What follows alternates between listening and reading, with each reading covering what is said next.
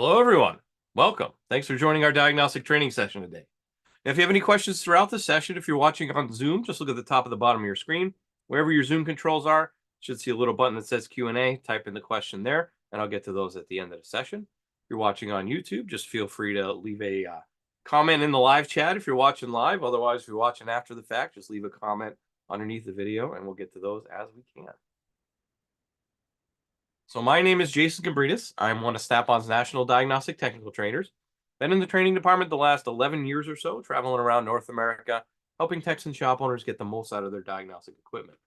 Then before I did that, it was a couple years as a diagnostic sales rep with Snap-on. So I had about 30 different franchisees I worked with, as well as the shops that they service, in order to help everyone get the most out of their diagnostic needs. Then before I did that, it was 8 years at Subaru, so worked in a dealership, and over time, I guess, just became the default diag guy in the shop. So I always ended up with the drivability problems, the noises, weird wiring problems, all the weird stuff that nobody else could seem to figure out. That'll all end up in my bag. So that's really where I cut my diagnostic teeth, was trying to figure out all those weird head scratcher type cars that would come into my bag. And before that, a bunch of other miscellaneous wrenching jobs. Been a little over 25 years underhood experience for me. So our topic today is after the repair, reflashing. So we had a series talking about any miscellaneous things we might need to do after the repair, resets, relearns, etc. This is our last installment in this series, and it's for reflashing. And this one seems to be the one that gets requested probably more often than any of the other ones. Also, the one that is the most difficult to train because it changes all the time. So we're going to kind of go high level and keep it manufacturer independent as we can. And then also it seems to be there's a large amount of confusion as to what it is and what tools you need to be able to do this. So hopefully we can clear some of that up with this class. So as I said, there are a few different terms out there that often get used interchangeably in marketing materials, other manufacturers, OEMs even. Maybe I don't want to say misrepresenting, but muddying the waters as to what does what and what their tools do. So that's resets, relearns, coding, programming, and flashing, or you may have heard it called reflashing as well. Now, as I said, if you look at some of those terms on the screen, maybe you have confused a few of those together yourself. Manufacturers do, like I said, as well. So let's try and define what each of these mean. So first one's resets. And resets are used to reset a parameter back to factory specifications. So if it's something that's adjustable, for example, like an oxygen sensor heater or transmission shift adaptives, all we're doing is just hitting a button, resets it back to where it started, and then it can start relearning again after the factory can learn, where everything needs to be. So in this example, it's oxygen sensor heater on a Chevy, and all you got to do is go up there and hit reset. Resets it, good to go. Next one's relearn. It's similar to a reset, but relearns are used to teach the ECM parameters of a replacement part. For example, you may have seen like throttle body learn, valve body relearn on a transmission. TPMS is actually a relearn as well, because you're teaching the computer that controls the TPMS where the tires are in space. So in this example, this is for a 2012 Nissan Murano. Now, one big thing about these types of relearns and things like that, oftentimes there are parameters that need to be met. Otherwise, the relearn will not complete successfully. So in this case, we need to see more than 12.9 volts at idle, coolant temperature between 158 and 212 Fahrenheit, gear selector and park and neutral, etc., etc., etc. You just go through the whole thing. But you need to make sure that if you're going to do some sort of a relearn like that, that has parameters that need to be met, you need to make sure that you. Okay, and then it'll just say select continue to start the test once all the conditions are met, and then wait for test completed screen, and then it'll be done. So you go through there, and it would go through and do its test, and then when it's done, it'll say complete. In this case, it's going to sweep the throttle open and closed, because when you change the throttle body on most drive-by-wire vehicles, it's going to be slightly different. As to the range of motion, how fast it's going to move, and all that. So it needs to know where it's fully open, where it's fully closed, and it kind of flips back and forth with that. All right, next one's coding, and this is where it starts getting, I guess, a little bit muddier in there, because I've heard this be conflated with reflashing. So coding is used to teach the ECM parameters based on using a code number. For example, fuel injector coatings, right there in the name, right? Replace a fuel injector on usually diesels, but other vehicles have that as well. And you type in the code number that's on the little tag on top of the injector, and then the computer knows how much it flows. Or FCA vehicles, some of them have this thing called proxy alignment, which actually is a coding function, but it's all kind of automated. And what that does is it sets the parameters in different modules. And that brings us to programming, which this one really seems to get mixed and mashed with flashing, reflashing, etc. So programming, though, to define it, is used to change the ECM's parameters from a preset list of parameters. For example, if I want to go into the body control module and there's a programming function in there, I can see whether or not I want all the doors to unlock with one press of the fob, or I want just the driver's door lock. Whether or not I want the alarm to chirp when when I beep the alarm as well. All sorts of different things we can change in there. So this is an example on a Forester. So things like off delay time, auto lock time. That would be driving down the road. How long do I want it to delay before it automatically locks? Auto light sensitivity, power rear gate, whether or not it has it, etc. So you'd actually go in there, hit the edit button, choose from a preset list of, in this example, 5, 10, 15, 20 seconds. And then you just plug in, choose whatever one you want. And then you go up here, hit program. So that is actually what programming is. You're taking a preset list of terms and program. And that brings us to flashing, which is the main focus of this particular class. Now, flashing, the way I think of it, is used to write software to the ECM.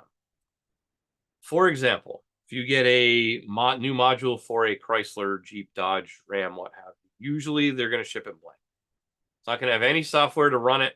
You need to actually download the calibration file from their website and then flash write.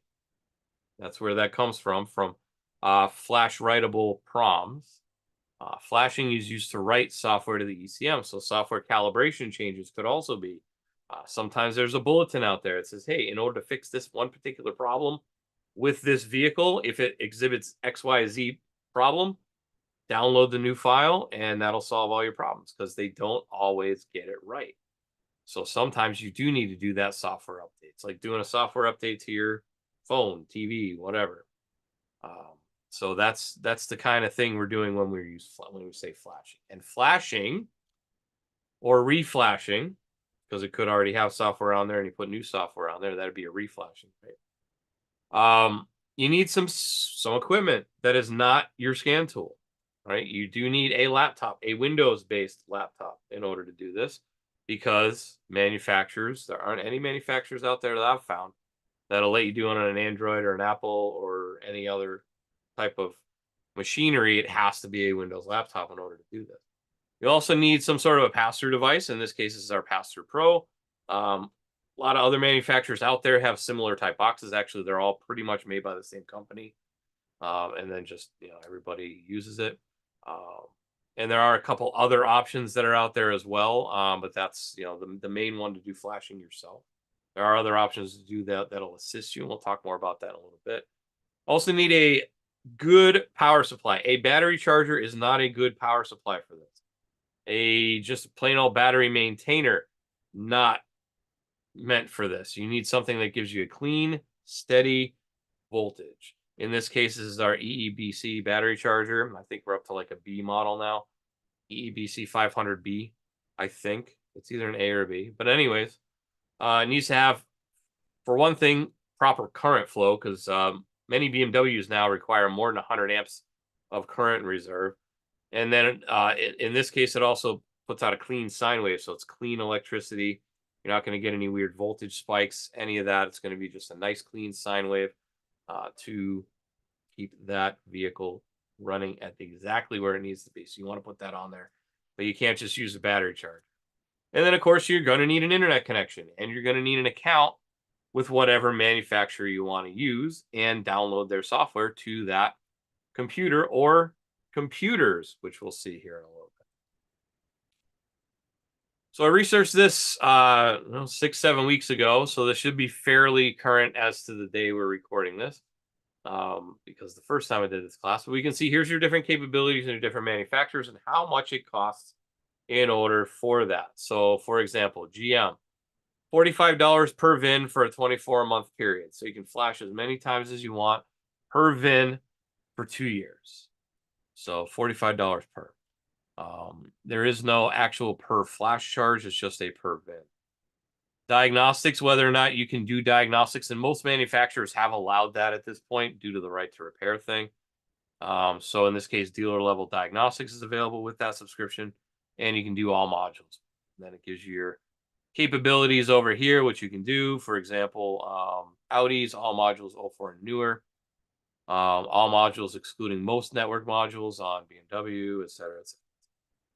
So it gives you this nice little chart here, and it varies, right? So I can do uh, Kia $75 per download, so that's per flash. Land Rover varies with the day of the month or year. Subaru is a weird one because it only does quarterly and it sends you a disc. They'll send you a DVD with all the flash files on it up to date through that quarter. And it also gives you your dealer level diagnostics on that as well. And it'll do ECM and TCM. Won't do any of the other modules, according to Volvo, $6,500 for the year. All right, so you can just see how that flashes up, or how this works out with the different prices. Every manufacturer is different. Every manufacturer has a different set of parameters as to whether you pay per download or pay per bin or pay for the software, pay for access or whatever. It used to be a lot less complicated, as a matter of fact. It used to just be you get access to the software and the flashes for a day, a month, or a year. And now it's all over the place, as you can see. Download the software itself, which is NIRS is going away, but it's not gone yet. Or you're paying for access, like in Jaguar's case, or you're paying for download, like in Kia's. But every manufacturer is a little bit different, so there is some homework you need to do in order to wrap your head around this. As far as computers, system requirements. So for Ford diagnostic software in general, minimum requirements: Windows 10 Professional, Internet Explorer 11 or Microsoft Edge, 4 gigs of RAM, 2.1 gigahertz processor, i5 or i7. Windows 7 and 8.1 updating to Windows 10 is not supported, by the way. So maybe there's some files that are missing that are necessary. So it needs to be a clean install of Windows 10. Notice how it doesn't say you need Windows 11. Recommended specifications for running Ford Diagnostics software recommended, not minimum. 10 professional 64-bit, i.e. 11 or Microsoft Edge, 8 gigs or greater. They want a solid state hard drive of 256 gigs or greater, 2.4 gigahertz or greater. And then updating to Windows 10, once again, not supported. Once again, not Windows 11. I don't see Windows 11 there. And this is fairly recent. PCM reprogramming codes. So this is for Mazda. And we know Mazda and Ford are very much related to each other. So Mazda and Ford cannot be installed on the same computer. You'll need to uninstall one of them to use the other. So if I want to do a Ford and a Mazda, I need either 2 separate laptops, or I need to know how to partition a hard drive so it's separate instances running. Either way, that could work. But there's other manufacturers that don't play nice with each other. So just be aware that that is a thing as well. Just make sure you're reading up on system requirements, manufacturer requirements before you go and do all. Here's another example. This is for BMW. All right. So got to have a vehicles cannot be programmed without an external power supply connected, like we said earlier. Power supply with the following specifications are required. Please refer to BMW service bulletin for more details. Let's see. You need internet connection, bandwidth, a download bandwidth of at least 4 megabits per second, and upload bandwidth of at least 400 kilobits per second. In order to carry out vehicle diagnosis, relevant workshop systems must be connected via LAN cable with a bandwidth of at least 100 megabits per second. Requires a LAN cable with a bandwidth of at least 100 megabits per second program. Hardware, processor with 2 cores, etc. 4 gigs of RAM, 250 gigs of free hard drive space. You need one of the following vehicle communication interfaces: pass-through tool, J2534, like a Drew Technologies or ours. Let's see, et cetera, et cetera, et cetera. You need these following network ports activated with the firewall. PC settings, different things you need to do. So there is a lot of stuff that you need to do. Like I said, that's BMW. Here's an example on back to Ford again. So you need to make sure these particular websites are whitelisted. Make sure that you don't run antivirus on there. It's going to conflict with it as well. Sometimes you can do it all right and you still can't even get in. Now, I double checked this today, like 2 hours ago. I checked this again because I figured, hey, maybe they fixed it by now. So, in order to download YTech subscription through Chrysler, Fiat, whatever, you need to go through and sign up for this Mopar technical service portal. Right? So, I just went to this portal a little earlier, and you plug in, name, phone number, email address, password, and then it says I go to hit register, and it says please check the reCAPTCHA box, which I believe is supposed to be here, but it's just blank. There's no reCAPTCHA box to check off, so I cannot register with this site until that is changed. Until that's no one can until that's fixed, and it's been at least 6 weeks because I did this class 6 weeks ago, and that was right before this class. I took that screenshot as well. So you can do everything right. You can have the computer set up. You can have all your accounts set up. But if you can't get the account set up, what are you going to do? I cannot, no matter what I wanted to do, I cannot flash Chryslers right now. Even if I had everything downloaded, well, if I had downloaded, I could. But I can't set up a new account right now. So, your mileage may vary. These are the things that you get to deal with when it comes to flashing. Now, sometimes, depending on the manufacturer, you may be able to actually use an assistant device. So over in the US, or North America, should I say, we have this thing called a pass-through assistant. So it supports these brands: BMW, Chrysler, Ford, GM, Honda, Acura, Hyundai, Kia, Mercedes, Nissan, Infiniti, and Toyota, Lexus, and Scion. Notice how it's not all the manufacturers, but it allows you to do flashing, reflashing programming over the internet remotely. So you plug this box in, and then they would dial into the machine, and they can do it remotely. What we ran into when we first started doing this is, hey, there's certain things that you need to do to some modules that actually require immobilizer access. Maybe you're not even doing keys, which, yes, by the way, you could do some keys with that. But maybe you're not even doing keys. Maybe it's certain modules that require part of that system. So there's a group of NASTIV vetted service providers that are available to help complete repair operations that require immobilizer initialization and can only be performed by a NASTIV vehicle security professional. Now, there's a lot of stuff going around about vehicle security professionals right now, and this is not the class we're going to get into that. But that is a paid service, so you can go through and you can apply for that. But you can also choose to be a security technician in your facility. It's kind of like a vehicle security professional light. So you're not actually the one doing the programming, but you need to be able to go through and provide some of those things. NASTIV will also perform a background check to ensure there's no criminal history. That would be a cause of denial for access. So someone in the shop needs to be registered with this assisted mobilizer program. All right. And then another function that has been added to the pass-through assist just very recently in the last month or so is repair guidance. So repair guidance is an interactive support product for professional technicians that provides background and direction on the repair of unfamiliar vehicle systems. These are OEM trained, brand specific master technicians that connect with customers via phone call to provide insight and direction on repair of vehicles in question.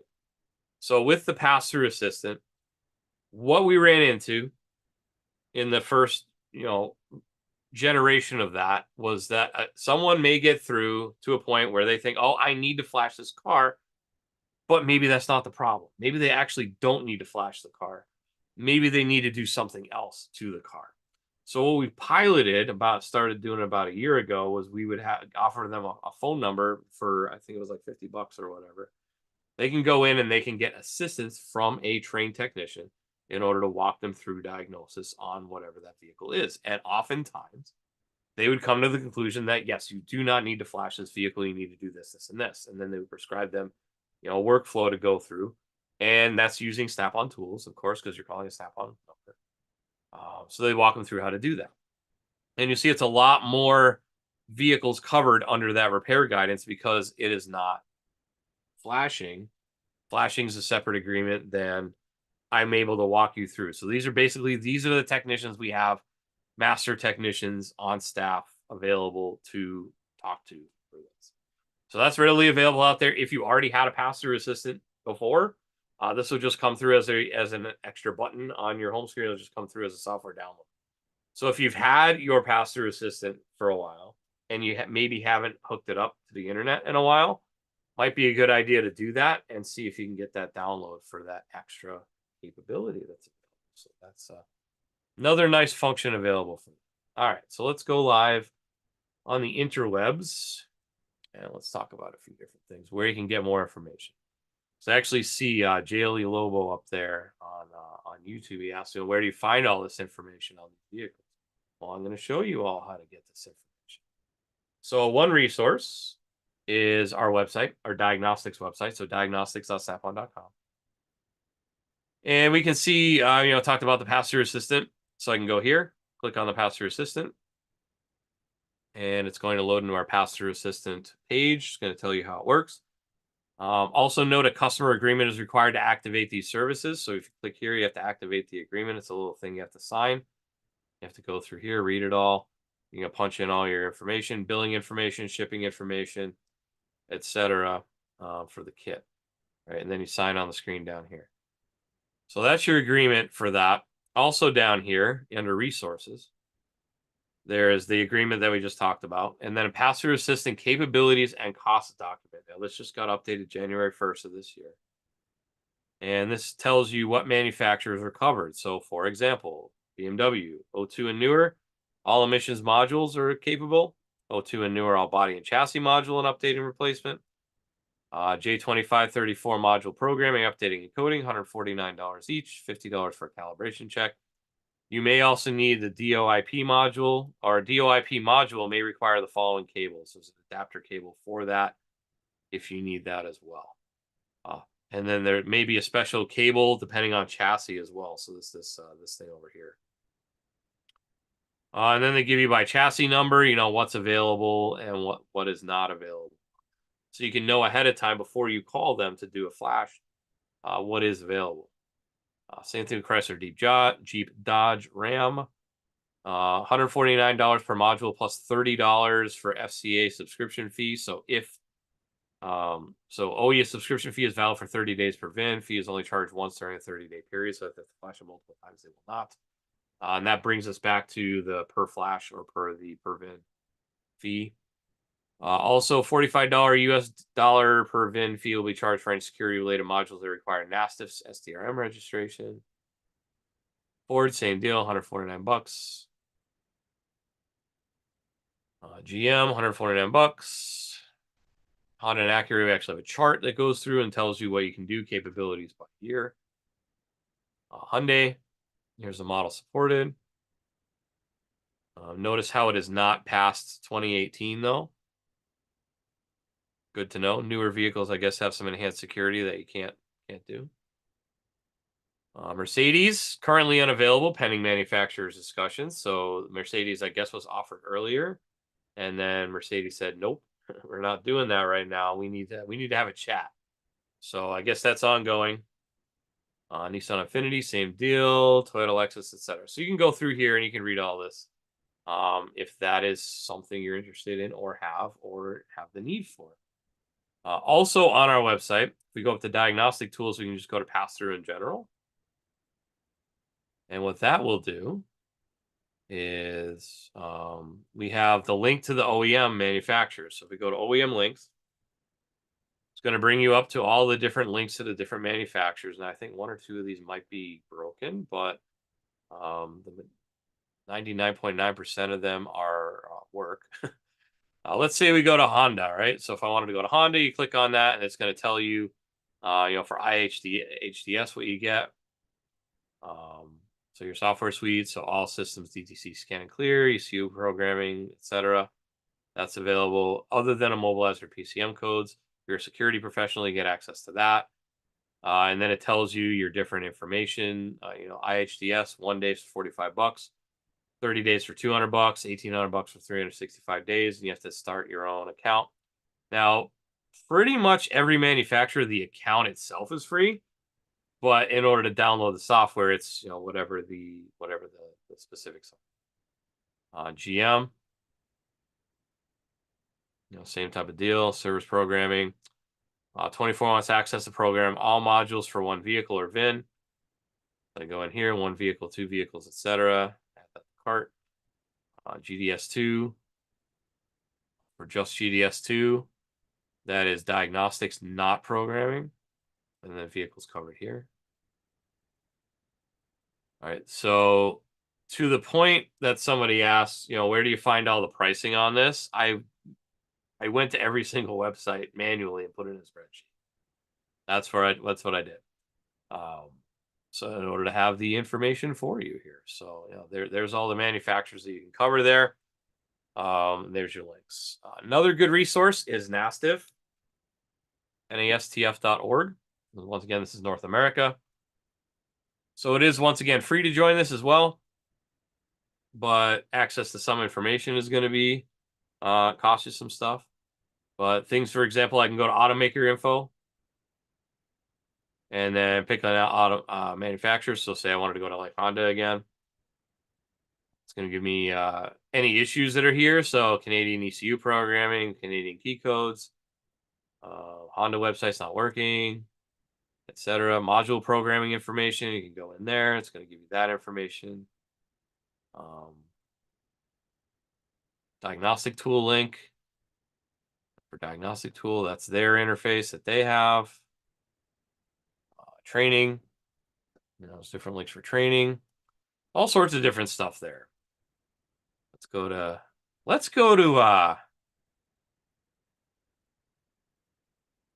Chrysler, Dodge, Jeep, Ram. There we go. Stellantis. Mobilizer authorization pin unavailable. Wiring issues. Unavailable update radio. Key code operations. So they're kind of in a weird mess right now, I think, as far as I can tell. Just because they're like moving over from Dodge to Stellantis or whatever. Here's just some more information on how to do this. Once again, you need to be able to register, though. Well, part TSP, you need to be able to go in there and aftermarket and be able to register. And you send an email, they send you a link. I just clicked on the link a little while ago. And then once again, like I said, no CAPTCHA box to plug into. So, and it is what it is. So there's a wealth of information out there. You just need to know where to look. Hopefully, I've given you a few resources on where to look. Also, note that you're going to need some specialized tooling to do this if this is something you want to do. It is easily done. It's just you need to be able to navigate all the different manufacturers, all their different softwares, all their different idiosyncrasies across the board. Also available for some manufacturers, once again, is that pass-through assistant as well. And then I think over in UK, they actually put a different box over there that we're doing with that. So that kind of gives them a little bit of the pass-through assist capabilities. So yeah, it's out there.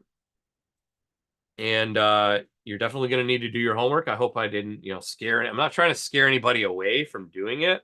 I just want you to go in with your eyes open and just know it's not going to be as simple as pushing a button and reflashing a computer. It's not that simple. There's a lot of things you need to do. A lot of different manufacturers. Every manufacturer is different. So there's a lot of homework and pre-work that needs to be done.